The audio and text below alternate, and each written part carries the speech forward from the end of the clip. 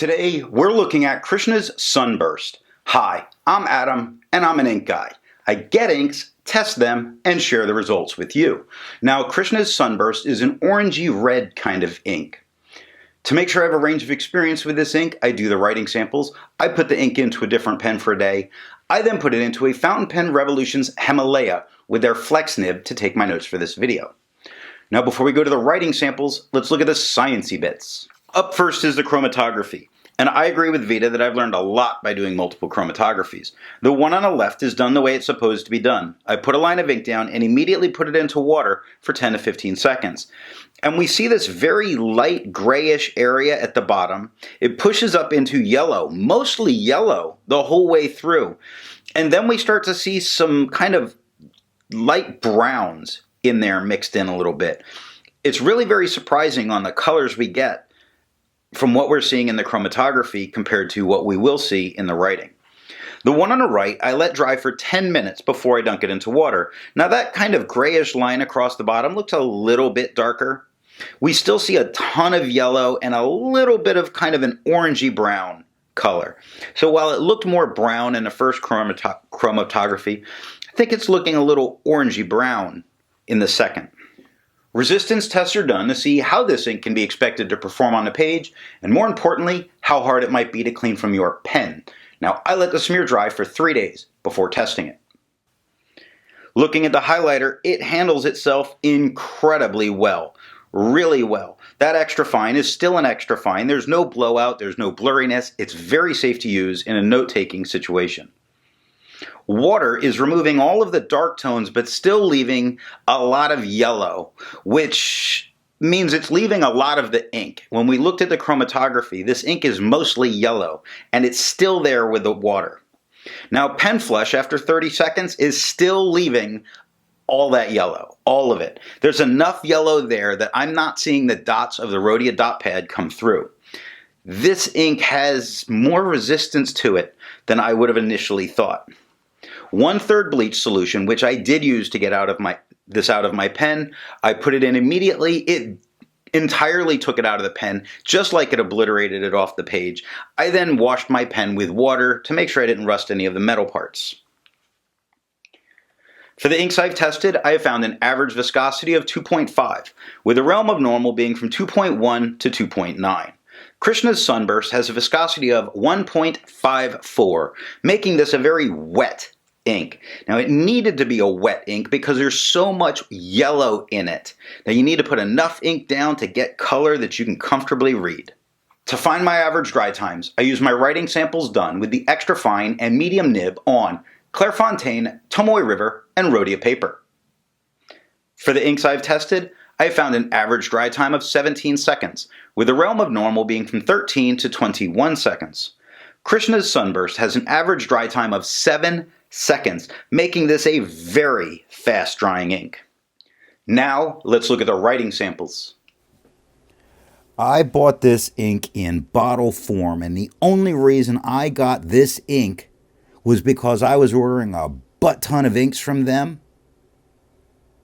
And I'm going to tell you what, I understand why this ink is ignored, but man, are people wrong. I started out looking at this and I thought, I'm only doing 3 pieces of paper on this because this is going to be a nightmare. So I only have 3 writing samples. I have my standard 3, Clairefontaine, Tomoe River, and Rhodia. And I wish I had more because this is a beautiful color. To keep my writing samples consistent, I use a Jinhao 159 with a Goulet 1.1 stub, a Jinhao X450 with a Goulet medium, and a Jinhao X750 with a Goulet extra fine. Let's take a look at the Clairefontaine. We get no bleeding and no ghosting. Now, the 1.1 gives this yellow, which is the color I was expecting to get the whole time, and I was expecting to hate it. It has no feather, spread, halo, sheen, and it has nice shading. Now it's yellow, and a lot of it is too light to use. But we see the orange coming through on the Krishna. It goes from the orange into the yellows to orange to yellows to orange. Sunburst is mostly yellow with little spots of orange. Too light to use. Don't like it. Not at all. Along comes the extra fine, and the orange that we get is very usable and very nice. Extra fine has no feathers, spread, halo, sheen, and watch out for that shading because this shading is amazing. Amazing.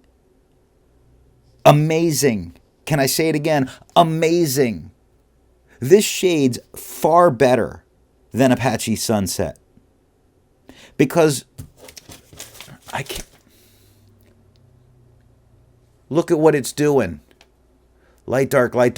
Just look at the word quick, at what's going on. Look at what's going on in the word over, in the word jumps. This ink shades far better than Apache Sunset. This is a gorgeous, gorgeous ink.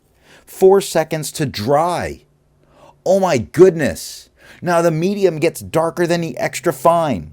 It has no feather, spread, halo, sheen, and I can't even describe all the shading. This is amazing. Look at this. And it's going to be ignored because it's a light orange, but it's not. It's gorgeous. 5 seconds to dry. The scrubby of the extra fine and the medium showed tons of color variation, and you know what we got? A metric butt ton.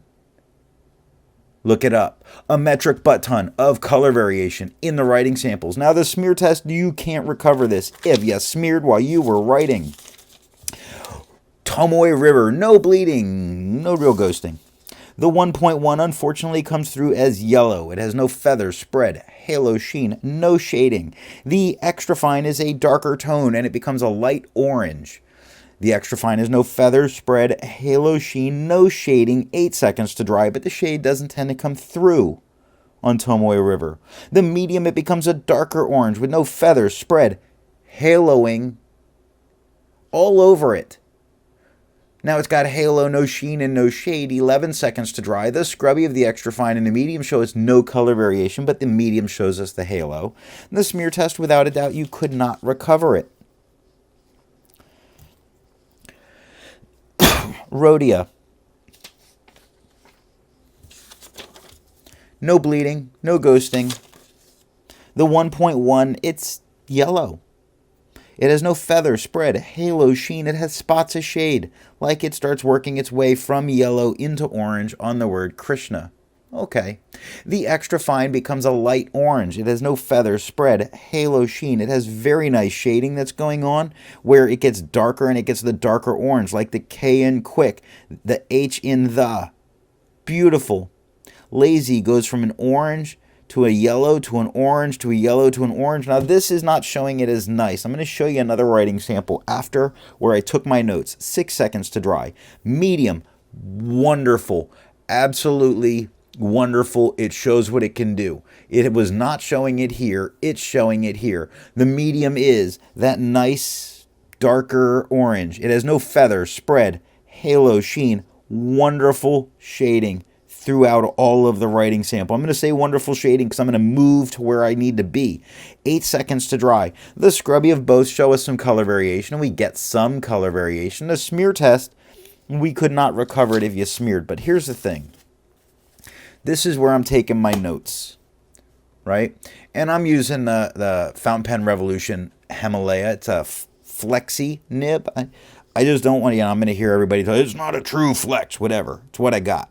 And I enjoy it. So don't bust my bubble, man. Let me be. But look at this beautiful, nice dark orange that shades amazing. It's shading with this pen like it did on the Clairefontaine.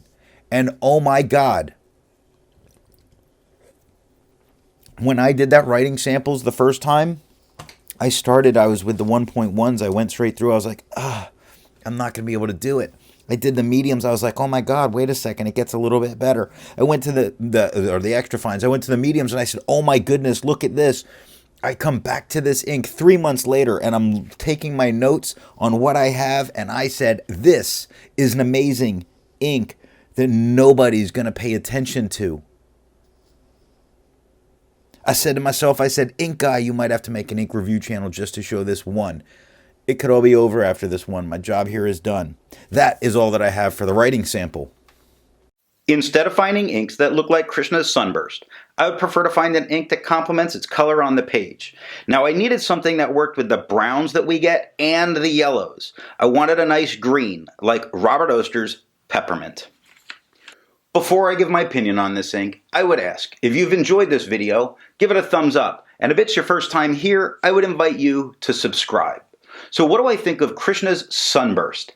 The name is incredibly deceptive. I didn't take out many papers to do my writing samples because I had very low expectations for how readable this ink was going to be, and I was wildly wrong.